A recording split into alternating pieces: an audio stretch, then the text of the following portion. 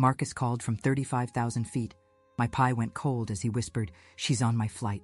Upstairs, I ripped open a boot. 2 passports, tonight's boarding passes, and $380,000 siphoned.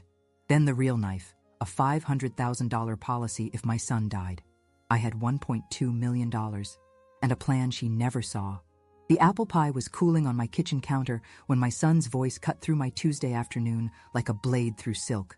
"Mom, that's impossible. She's on my flight." "Not homesick."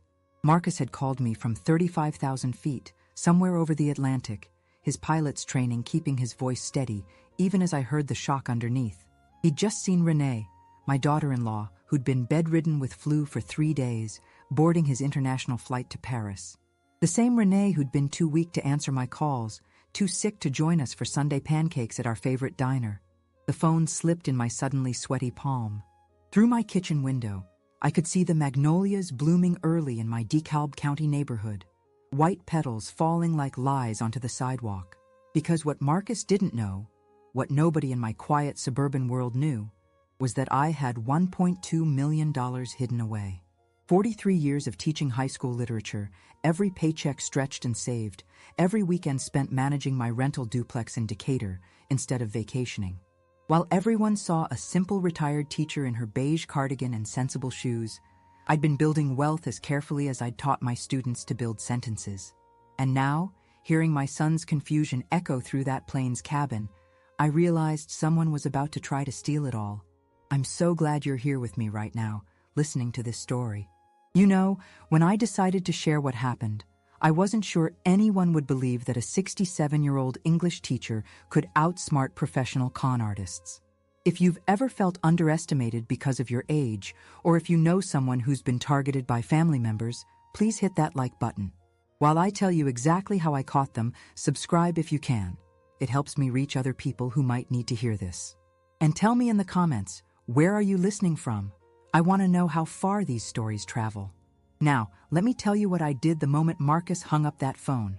I grabbed my Prius keys and drove straight to their house. A neat 2-story with white picket fence that I'd helped them buy with a $40,000 down payment gift 3 years ago.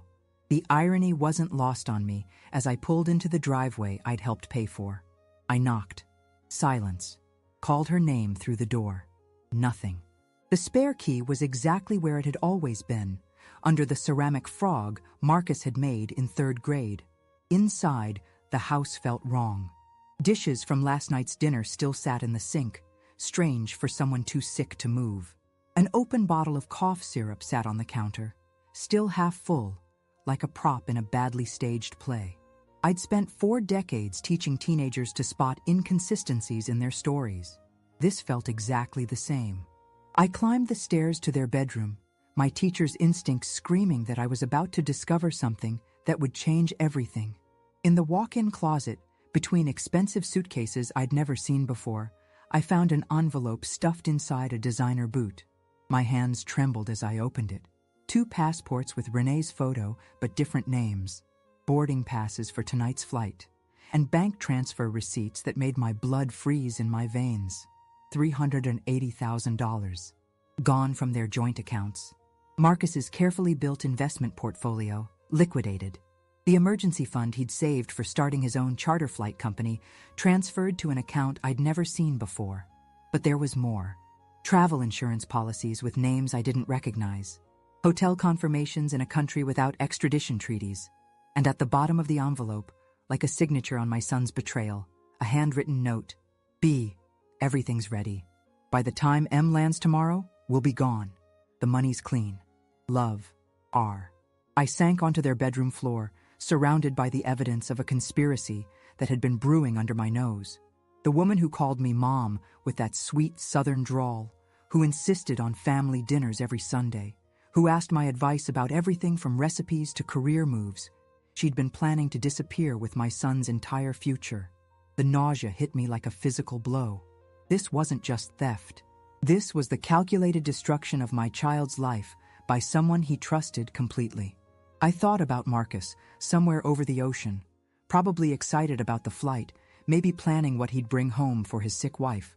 My brilliant son who could land a 737 in a thunderstorm but couldn't see the storm brewing in his own bedroom. That's when something shifted inside me. The trembling stopped. My breathing steadied. I stood up, smoothed my cardigan, and became someone I'd never been before. I was done being the sweet retired teacher who baked cookies for school fundraisers and let family members take advantage of my generosity. For the first time in my 67 years, I was going to fight back. I pulled out my phone and called Harper Nguyen, the sharp-eyed attorney who'd handled my duplex purchase. Harper, it's Evelyn Morrison. I need you to stop a bank transfer immediately and file emergency fraud charges.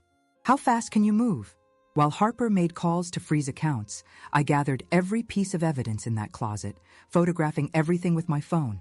Then I called Detective Sarah Chen at the Atlanta Police Department, a former student of mine who'd graduated 15 years ago and now worked financial crimes. Mrs. Morrison?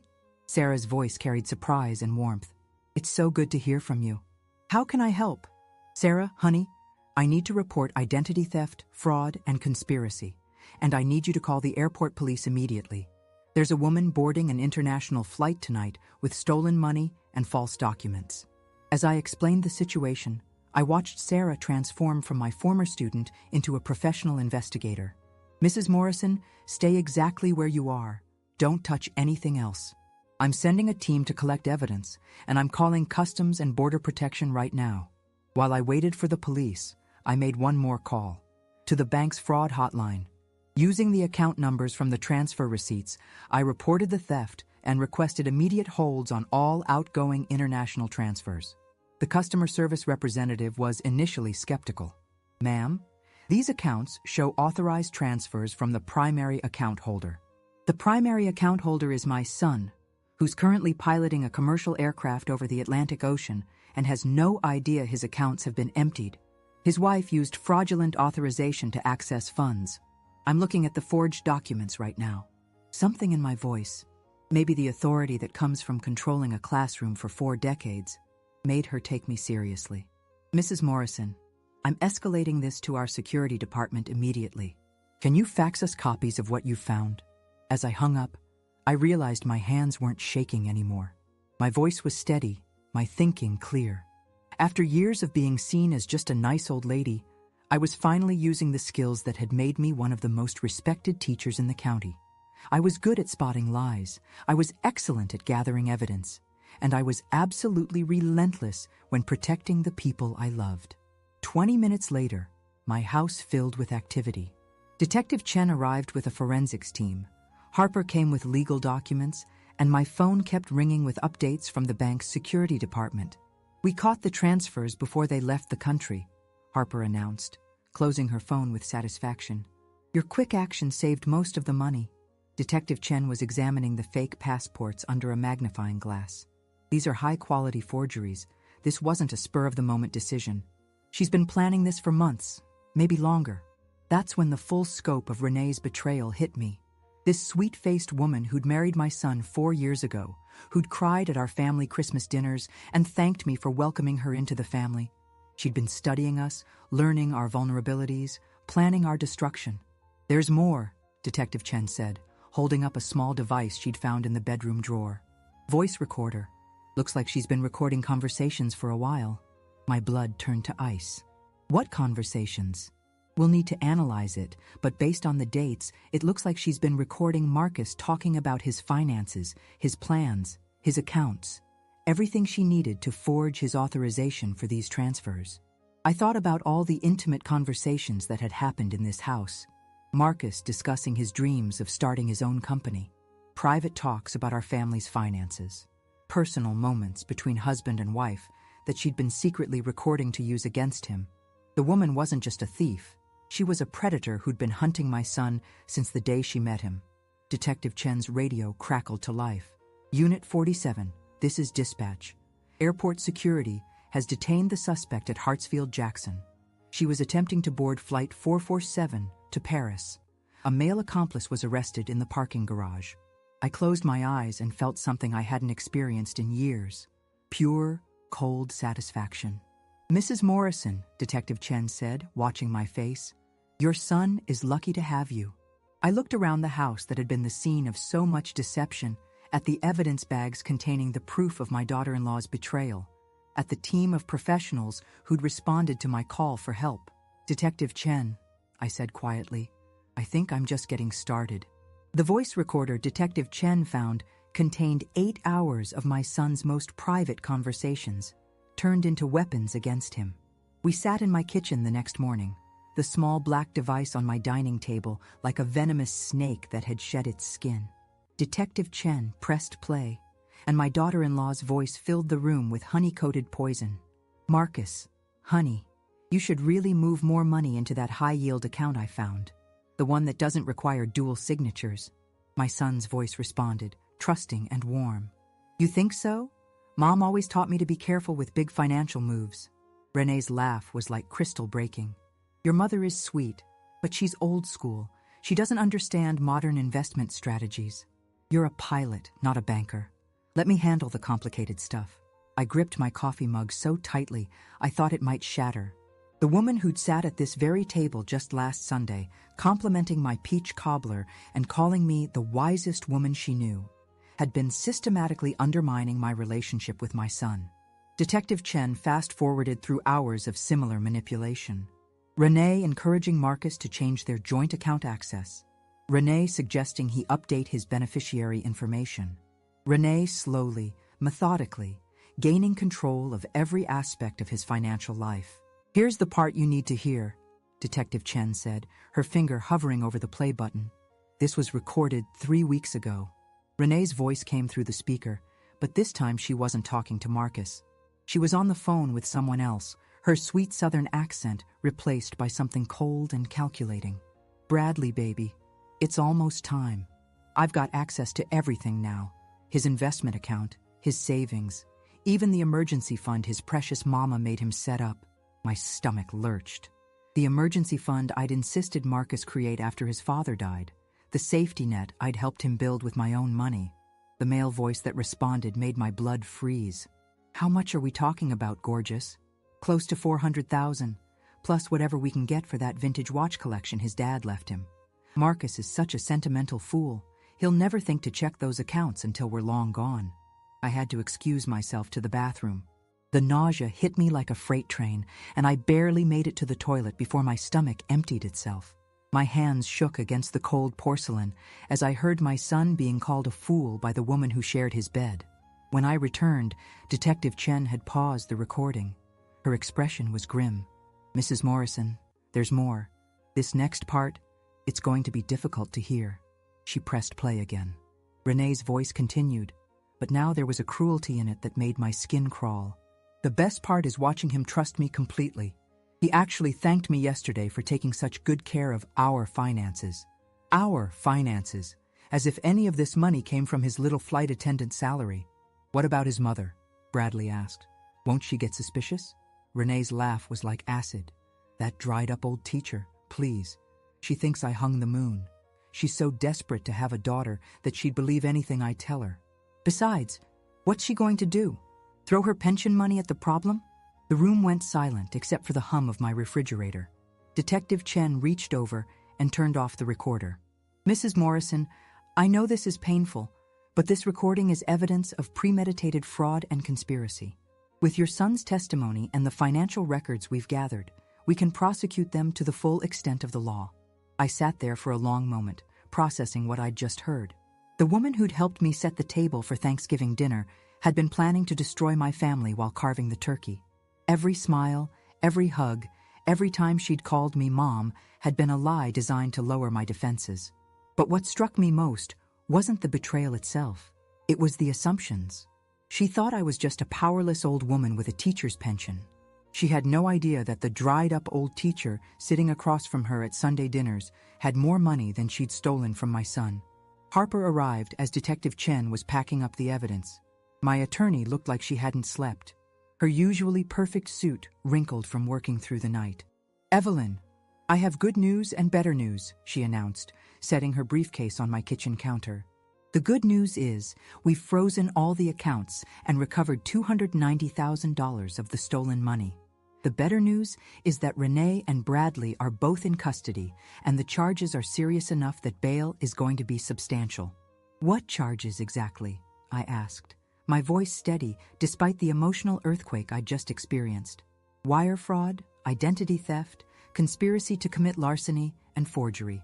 The federal prosecutor is also considering RICO charges because of the interstate nature of the conspiracy and the use of false documents. Detective Chen nodded approvingly. The FBI is taking over the case because they crossed state lines with stolen money and used fraudulent federal documents. These aren't going to be slap-on-the-wrist sentences. I poured fresh coffee for both women, my hands remarkably steady for someone whose world had just been turned upside down. How long have they been planning this? Based on the recordings and the timeline of Marcus's financial changes, at least 8 months, Harper replied. Maybe longer. She's been documenting his spending habits, his savings patterns, even his work schedule. This was a professional-level con job. Detective Chen pulled out a folder thick with photographs. We found these in Bradley's apartment. Pictures of your house, Mrs. Morrison, your car, your daily routine. They weren't just planning to rob Marcus. They were planning to rob you too. The photographs were unsettling in their detail. Pictures of me leaving for grocery shopping, returning from my book club, working in my garden. Someone had been watching me, studying me, preparing to make me their next victim. They knew about the duplex, Harper continued, spreading bank records across my kitchen table. There are notations in Renee's handwriting about your rental income, your property values. She'd researched your finances almost as thoroughly as Marcus's. I studied the papers, recognizing my own financial information written in my daughter-in-law's neat script, property tax records, rental income estimates, even my pension amount, calculated to the penny. How did she get all this information? I asked. Some of it's public record, Detective Chen explained. Property ownership, tax assessments, but the personal financial data, she probably got that from Marcus. Pillow talk about family finances, casual conversations about your retirement planning. The betrayal had layers I was still discovering. Not only had Renee been planning to rob my son, she'd been using his love and trust to gather intelligence about our entire family's financial situation. Harper cleared her throat. Evelyn, there's something else. The FBI found evidence that Marcus wasn't their first target. They've been running this con for at least 2 years, targeting airline pilots specifically. Why pilots? High income, frequent travel, often trusting personalities. Plus, when you're in the air for 12 hours, you can't monitor your bank accounts or respond to emergency situations. It's the perfect setup for financial fraud. My son wasn't just a victim. He was one victim in a pattern of predatory behavior that had probably destroyed other families, stolen other people's life savings, shattered other parents' trust in their children's judgment. The phone rang, interrupting my dark thoughts. The caller ID showed Marcus's number. Mom? His voice sounded exhausted, older than it had just yesterday. I'm at the airport in Paris. Detective Chen called me. Is it true? Did Renee really? Yes, honey, it's true. A long silence. Then, Mom, I'm so sorry. I trusted her. I gave her access to everything. I thought she loved me. My heart broke for him. Marcus, listen to me. This is not your fault. These people are professionals. They study their victims. They learn exactly what to say and do to gain trust. You're not naive for believing someone you loved. But the money, Mom, everything I saved, everything Dad left me, we're getting most of it back, I assured him. And honey, there's something I need to tell you when you get home. Something about your old mom that might surprise you. After I hung up, I looked at Detective Chen and Harper, both of whom had been watching my face during the conversation. Mrs. Morrison, Detective Chen said carefully, your son is going to need support when he gets back. This kind of betrayal, it changes people, makes them question their judgment about everything. I thought about my hidden wealth, about the financial security I'd built in secret, while everyone assumed I was just getting by on my teacher's pension. Soon, I'd have to reveal the truth to Marcus. But first, I had to make sure Renee and Bradley faced the full consequences of their crimes. Detective Chen, I said, my voice carrying the authority that had once silenced rowdy teenagers. I want to make sure these people never get the chance to do this to another family. What do I need to do to help you build the strongest possible case? She smiled, and for a moment, I saw the determined student she'd once been in my classroom. Mrs. Morrison, I think you've already done more than enough, but if you're willing to testify, to tell your story in court, We can put these people away for a very long time. I thought about the other families they'd probably destroyed, about the trust they'd shattered, and the dreams they'd stolen. Detective Chen, I've been teaching people to recognize deception and stand up for what's right for over 40 years. I'm not about to stop now. The FBI field office in Atlanta smelled like stale coffee and determination. Agent Patricia Williams, a woman about my age with steel gray hair and eyes that missed nothing, spread files across a conference table that told the story of a criminal enterprise more sophisticated than anything I'd imagined. Mrs. Morrison, what we've uncovered goes far beyond your son's case, Agent Williams began, opening a thick folder labeled Operation Flight Risk. Renee Cartwright, which isn't her real name, by the way, and Bradley Stevens have been running this airline pilot con for 3 years. Your son is victim number 7. My hands trembled as she showed me photograph after photograph. Pilots from Delta, American, Southwest, all men in their 30s and 40s, all financially stable. All completely destroyed by the woman who'd called me Mom for 4 years. Captain James Rodriguez from Phoenix, Agent Williams said, pointing to a photo of a handsome Hispanic man in uniform. Lost $450,000 and his house. His wife left him when she found out he'd given financial control to another woman. He attempted suicide 6 months ago. The room felt like it was tilting. Suicide? He survived. But Captain Michael Chen from Seattle wasn't so lucky. He took his own life 3 weeks after discovering the theft, left behind 2 young children. I gripped the edge of the table, feeling like I might vomit again. The woman who'd helped me frost Christmas cookies had driven a man to suicide. The woman who'd sat in my living room watching old movies had left 2 children without a father. Mrs. Morrison, are you all right? Agent Williams asked, her voice gentle but professional. I can't believe Marcus was living with someone capable of this. The psychological profile on Renee Cartwright is textbook psychopathy, Agent Williams continued. She's intelligent, charming, completely without empathy, and extraordinarily good at reading people's vulnerabilities.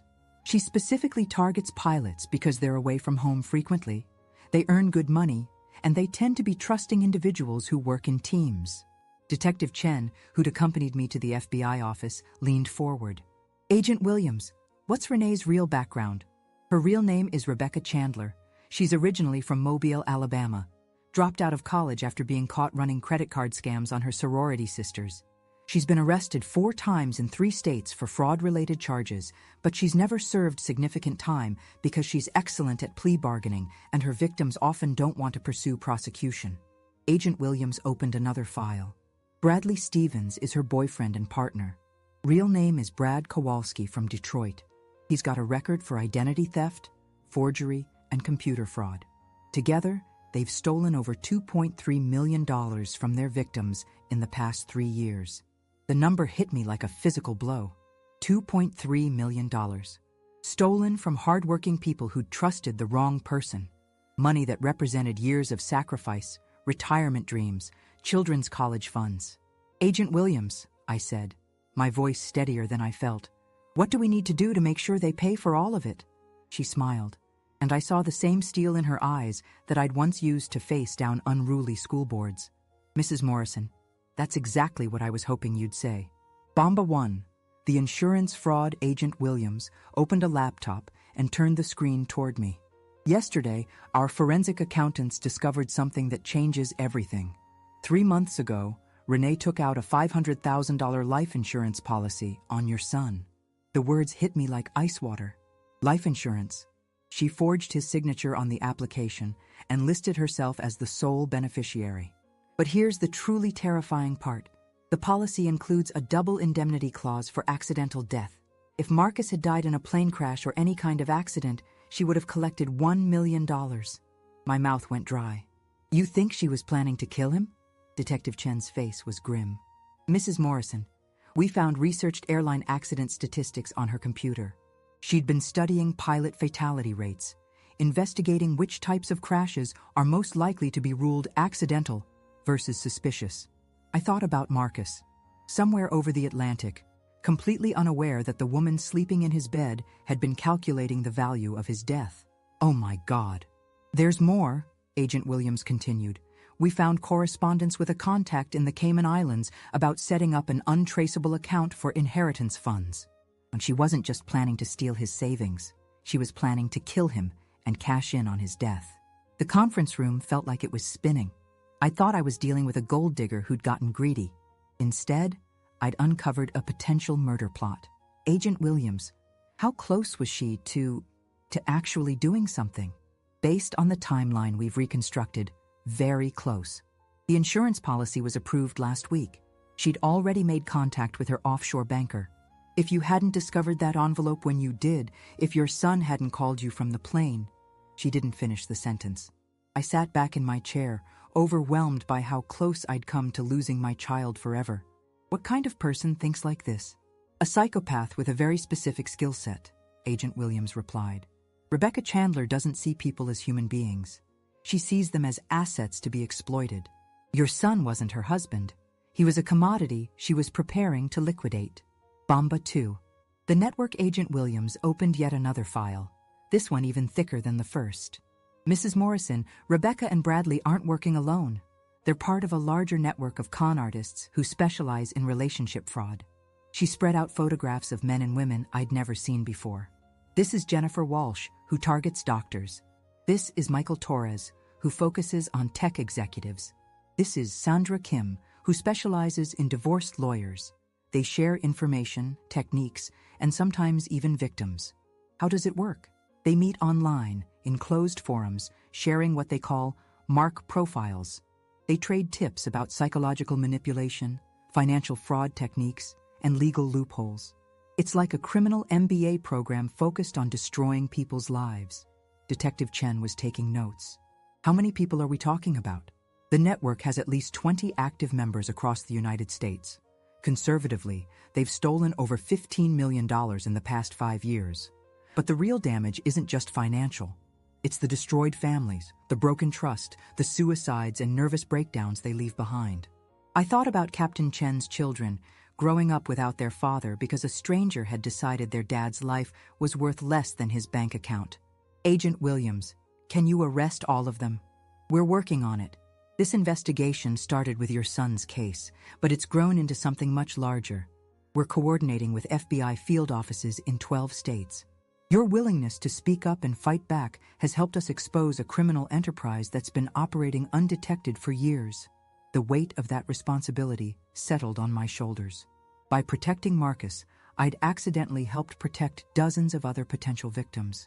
There's something else, Agent Williams said. We've been monitoring Rebecca's communications since her arrest. She's been trying to contact other members of her network, warning them about the investigation. But she's also been asking them for money to hire a high-powered attorney. Is she getting help? No. Turns out there's no honor among thieves. Her so-called friends are cutting her loose to protect themselves. She's realizing that the people she thought were her partners are just as willing to abandon her as she was to destroy her victims. Bomba. 3. The Secret Fortune. Mrs. Morrison, Agent Williams said, closing the files. There's one more thing we need to discuss. During our investigation of Rebecca's activities, we ran background checks on everyone in your family to see if she'd been targeting other relatives. My stomach clenched. And we discovered some interesting information about your financial situation. Information that Rebecca apparently never uncovered. Detective Chen looked confused. What do you mean? Agent Williams opened her laptop again and turned it toward me. On the screen was a summary of financial records I'd hoped would stay private forever. Mrs. Morrison, according to our investigation, you own assets worth approximately $1.3 million.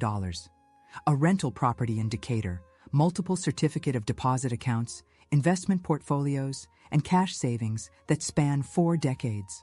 The room went silent. Detective Chen's eyes widened as she processed the information. The ironic thing is, Agent Williams continued, Rebecca spent months researching your family's finances, but she completely missed the fact that the poor retired teacher she was planning to victimize actually has more money than she stole from your son. I felt heat rising in my cheeks. The secret I'd kept for decades was now spread across an FBI conference table. Mrs. Morrison, Detective Chen said slowly, you're not just getting by on a teacher's pension, are you? No, I admitted. I've been saving and investing since I started teaching.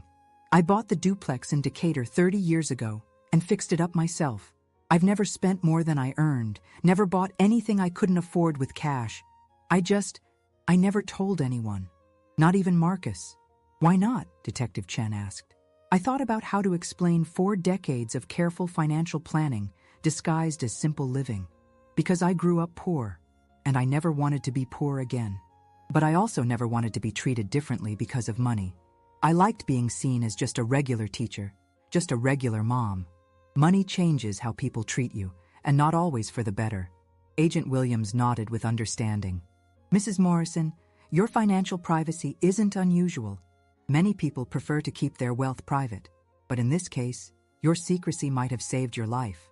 What do you mean? If Rebecca had known about your assets, you would have been her primary target instead of Marcus. Based on her pattern with other victims, she would have found a way to get close to you, gain your trust, and steal everything you've worked for. Your son would have been collateral damage. The thought sent chills down my spine. Rebecca could have wormed her way into my life directly, playing the role of a caring young woman who wanted to help an elderly widow manage her finances. She could have stolen 40 years of careful saving and left me with nothing. Agent Williams, what happens now? Now we prepare for trial. Rebecca and Bradley are facing federal charges that could result in 20 to 30 years in prison. But we need victims to testify, to tell their stories, to make sure the jury understands the full scope of what these people have done. I'll testify, I said, without hesitation. Whatever you need. Mrs. Morrison, I have to warn you. Rebecca's defense attorney is going to try to discredit you. They'll argue that you're a vindictive mother-in-law who's making false accusations because you don't like your son's wife. They'll try to make it seem like this is a family dispute, not a federal crime. I thought about the recording of Rebecca calling me a dried-up old teacher, about the photographs of Marcus's suicide attempt predecessor, about the children left fatherless by this woman's greed. Agent Williams, I've been dealing with people who underestimate me my entire career. I think I can handle one more. Detective Chen smiled. Mrs. Morrison, I've been a cop for 15 years, and I've never seen a victim fight back as effectively as you have. Rebecca Chandler has no idea what she's up against. Agent Williams gathered her files. There's one more thing. We're planning to coordinate arrests of the entire network simultaneously in 2 weeks. It's going to be the largest relationship fraud bust in FBI history. Your case is the key that unlocked everything. As we left the FBI office, Detective Chen walked me to my car. Mrs. Morrison, can I ask you something? Of course. When you discovered what Rebecca was doing to Marcus, did you ever think about just confronting her privately? Trying to handle it within the family? I considered the question as I unlocked my Prius. Detective Chen, I spent 40 years teaching teenagers how to recognize lies and manipulation. I've seen what happens when bullies and cheaters aren't held accountable for their actions. They don't stop. They just find new victims. And you weren't going to let that happen. I was going to make sure Rebecca Chandler never got the chance to destroy another family the way she tried to destroy mine. As I drove home through the familiar streets of my DeKalb County neighborhood, I thought about the conversation I'd have with Marcus when he returned from Paris. I'd have to tell him about the life insurance policy, about the other victims, about the criminal network his wife had been part of. But I'd also have to tell him about my hidden wealth, about the financial security I'd built in secret, about the fact that his mother wasn't the simple retired teacher he'd always thought she was. For the first time in 4 decades, I was going to stop hiding who I really was. And Rebecca Chandler was going to learn that she'd made the biggest mistake of her criminal career when she decided to target my family. The woman who'd called me a dried-up old teacher was about to discover that this teacher still had a few lessons left to give. The federal courthouse in downtown Atlanta buzzed with an energy I'd never experienced before. News vans lined the street, reporters clutched microphones, and the hallways filled with FBI agents, attorneys, and victims from across the country who'd flown in to watch justice unfold.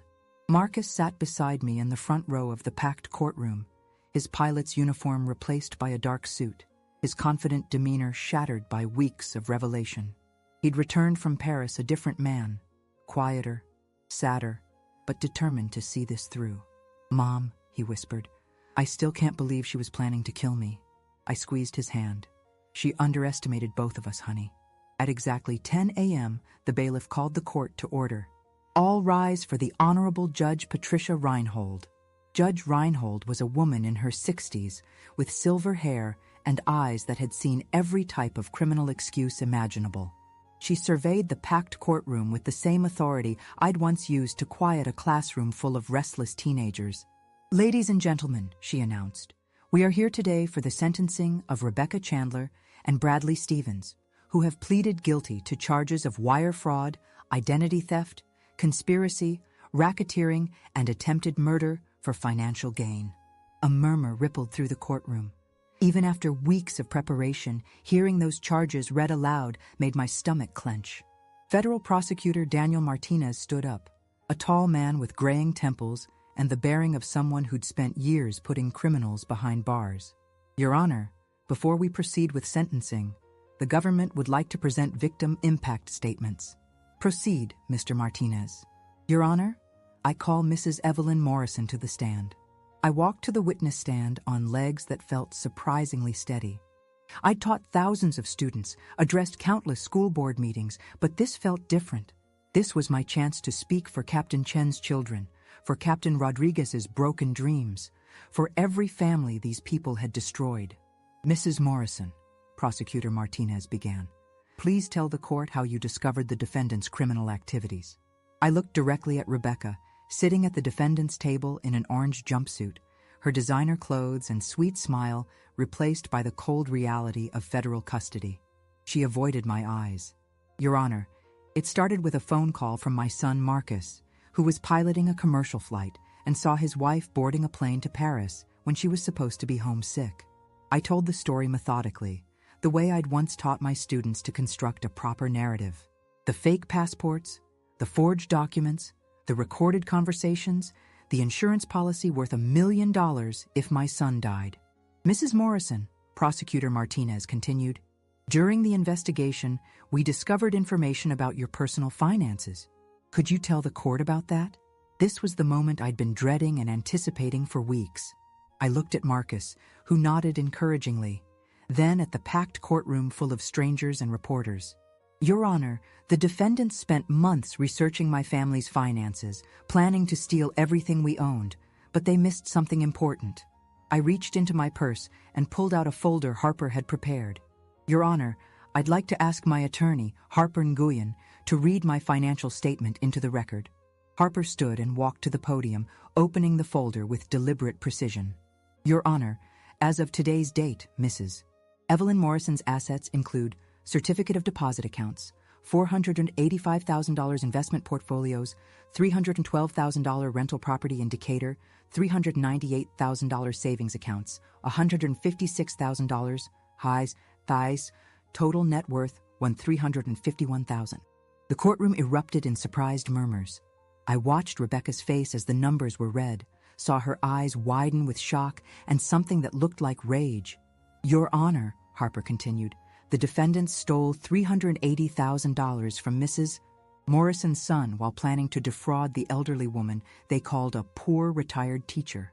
They had no idea that their intended victim had more money than they'd stolen from all their previous victims combined."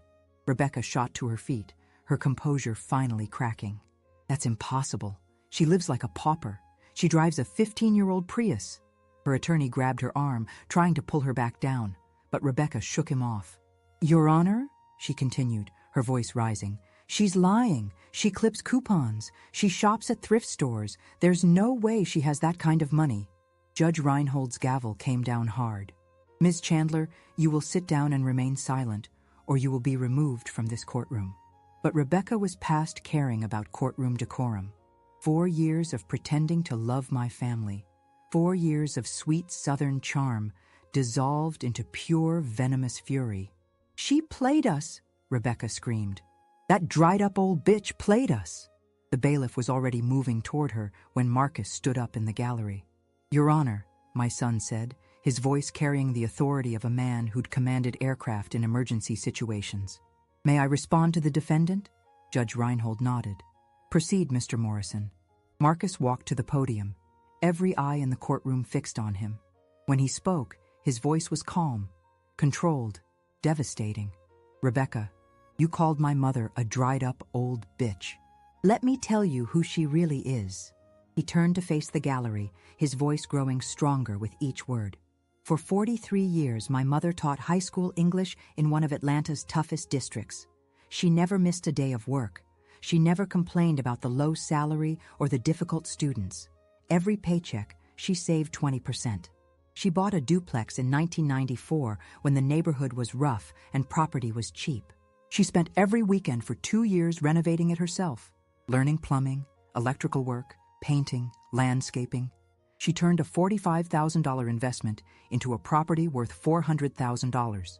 Rebecca was shaking her head, her attorney trying unsuccessfully to quiet her. When my father died 5 years ago, Marcus continued, she insisted on paying for the funeral herself. She said his life insurance was my inheritance, not her responsibility. I thought she was struggling financially. I offered to help with her bills. She thanked me and quietly paid for my father's $15,000 funeral with cash. His voice carried to every corner of the packed courtroom. Rebecca, you thought you were conning a helpless old woman. Instead, you targeted someone who built wealth through 4 decades of discipline, intelligence, and hard work. Someone who's donated more money to charity than you stole from all your victims combined. Rebecca's face was flushed red, her hands clenched into fists. She should have told us. She should have told you what? Marcus interrupted. Should have announced her net worth so you could steal it more efficiently? Should have made herself a bigger target for predators like you? Judge Reinhold allowed the exchange to continue, clearly recognizing its importance for the record. Marcus pulled a piece of paper from his jacket pocket. Your Honor, I'd like to read something into the record. This is a list of every financial gift my mother gave me over the past 10 years. Gifts I thought were sacrifices from her modest teacher's pension. He unfolded the paper with ceremonial deliberation. $40,000 down payment for my house, 2019. $25,000 toward my pilot training certification, 2017. $15,000 for my father's funeral, 2020. $12,000 toward my commercial pilot's license, 2016.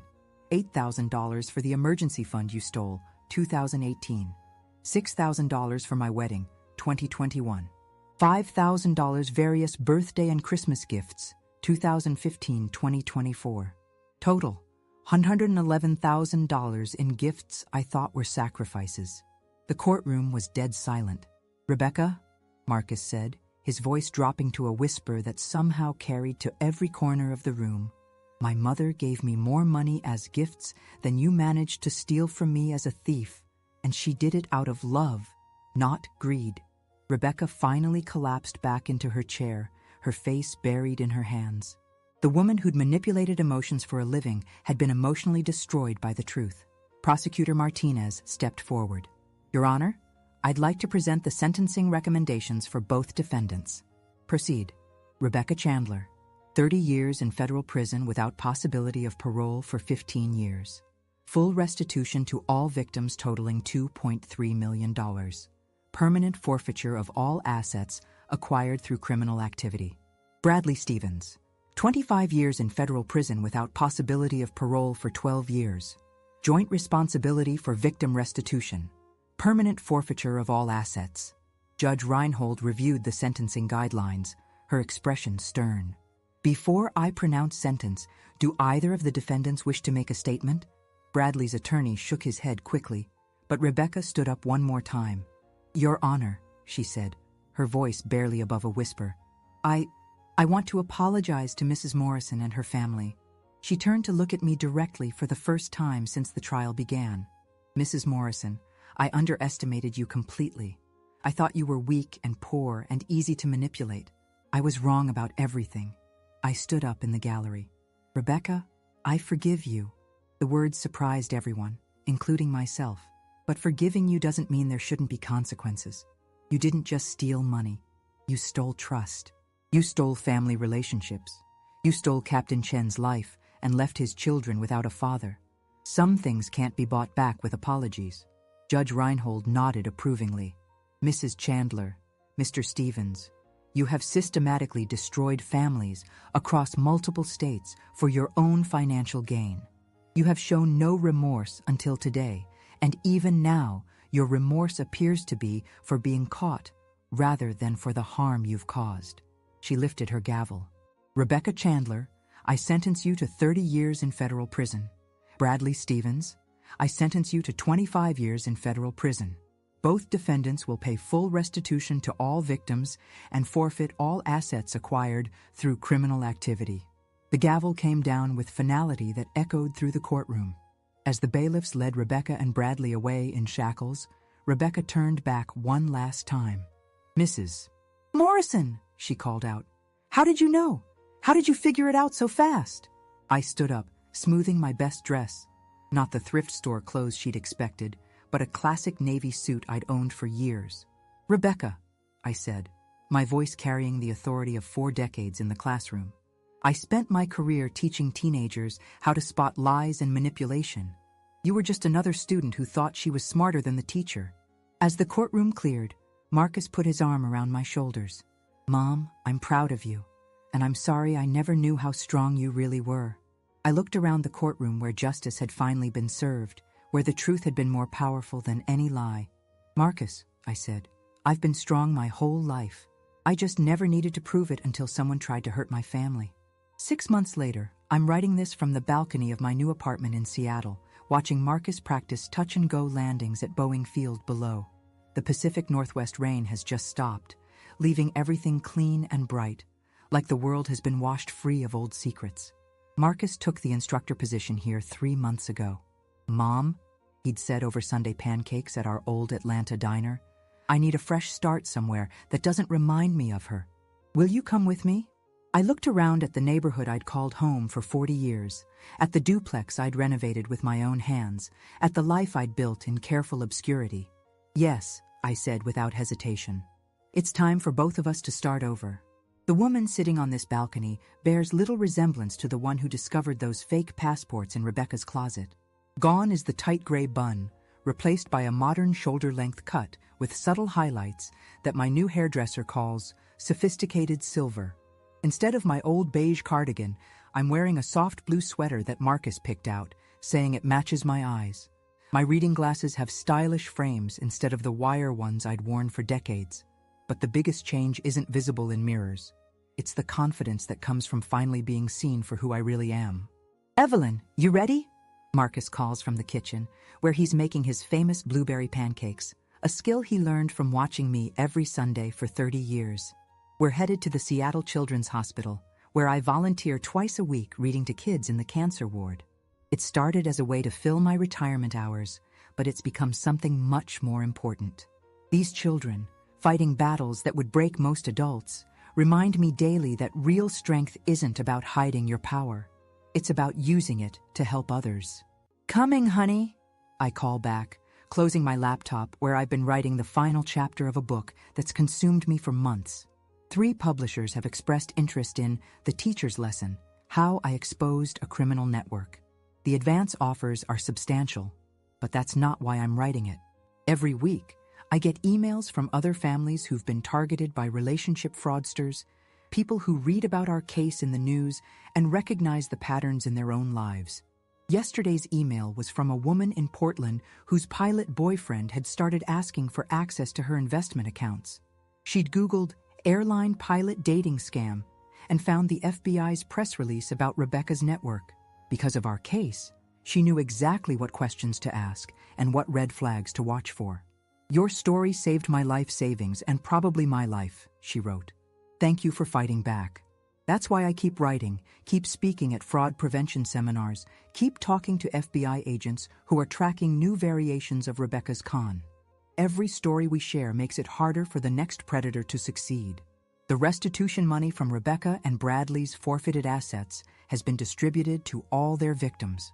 Marcus got back $290,000 of the $380,000 they stole, and the insurance company paid him an additional $50,000 when they canceled the fraudulent life insurance policy.